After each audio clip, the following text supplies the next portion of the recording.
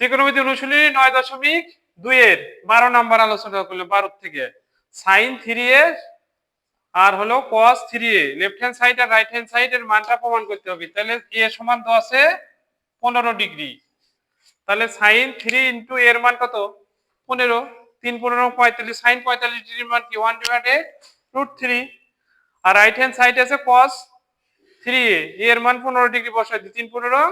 45, তাহলে cos 45 degree 1/√2, তাহলে left hand side আর রাইট হ্যান্ড সাইড মিলে গেল। এই অঙ্ক মান বসানো, শুধু মানটা মনে রাখা। 8 number cos 45 degree cot square 60 degree এবং cosec স্কয়ার ইনটু আগে cos 45 degree into cot square 60 degree into cosec square 30 degree, তাহলে cos 45 ডিগ্রির মান 1 কি √2, cot 60 ডিগ্রির মান কত 1/√3, স্কয়ার আছে জন্য স্কয়ার, cosec 30 ডিগ্রির মান 2 বসাই দিছি, তাহলে স্কয়ার রুট উঠে গেলে এটা 3 হয়, এটা হয় 4, গুণ করলে হয় কি এটা পরের নিচে কিছু নাই মানে কি 1 আছে, 4 উপরে 4/3√2। এটা ক্যালকুলেশন করার জন্য লব ও হরকে √2 দ্বারা গুণ করছি, এটা উপরে গুণ করছি নিচেও গুণ করছি, √2 মিলে হয় কি 2,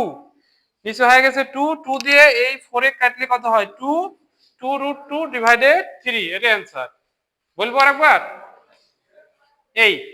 শুধু মান বসানা। 13 নাম্বার কি আছে sin, এটা left hand side sin 2a এর মান কত দেওয়া আছে, এর মান দেওয়া আছে 45 ডিগ্রি, তাহলে 2 দিয়ে গুণ করলে 90 ডিগ্রি,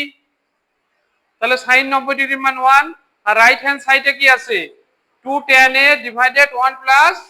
tan স্কয়ার, তাহলে tan এর মান 45 ডিগ্রি বসে এখানে, tan এর মান 45 ডিগ্রি বসাই দিছি, tan 45 ডিগ্রির মান 1, তাহলে এটি স্কয়ার আছে জন্য স্কয়ার, তাহলে 1 স্কয়ার করলে 1 আর 1 যোগ করে 2, 2/2 1, লেফট হ্যান্ড সাইড আর রাইট হ্যান্ড সাইড মিলে গেছে। এই অঙ্ক খালি শুধু মান বসান।